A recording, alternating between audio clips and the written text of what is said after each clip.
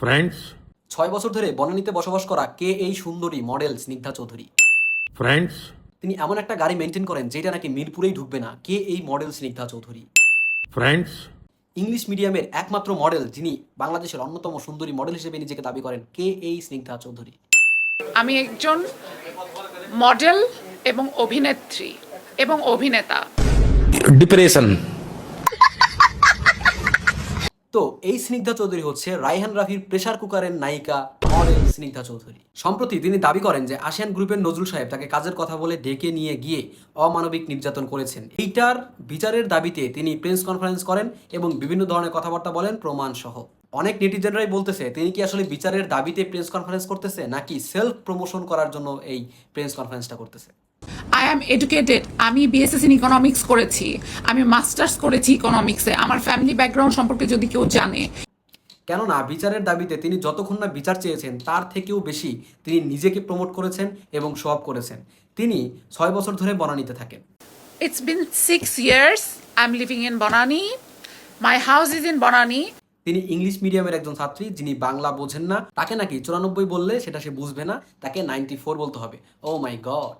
আমি ইংলিশ মিডিয়ামের স্টুডেন্ট, আমি বাংলায় লিখতে পারি না। আমাকে যদি আপনি এখন ৯৪ টাকা বলেন, আমি ৯৪ টাকা বুঝবো না, 94 বলতে হবে আপনার আমাকে। তিনি নাকি এমন একটা গাড়ি মেনটেন করেন যেইটা বনানী থেকে মিরপুরে ঢুকবেই না।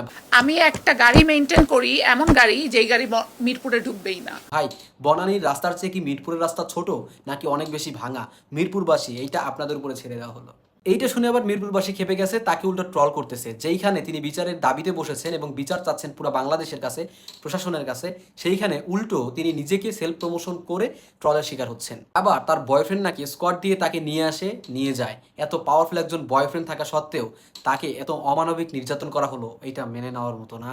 যাই হোক, নাটকীয় কথাবার্তা অনেক বললাম। এটা হচ্ছে, এখন বিষয়টা হচ্ছে যে এই যে স্নিগ্ধা চৌধুরী, রায়হান রাফি প্রেসার কুকারের নায়িকা এবং অন্যতম সুন্দরী মডেল, যিনি নিজেই দাবি করেন যে বাংলাদেশের আমি একজন সুন্দরী মডেল, আমি কেন তার কাছে যাব? আমি একজন ইংলিশ মিডিয়ামের ছাত্রী, আমি কেন তার কাছে যাব? আমি তো বাংলায় ভালো করে বলতে পারি, আর তিনি বাংলায় কথাই বলতে পারে না, আমি কেন তার কাছে যাব?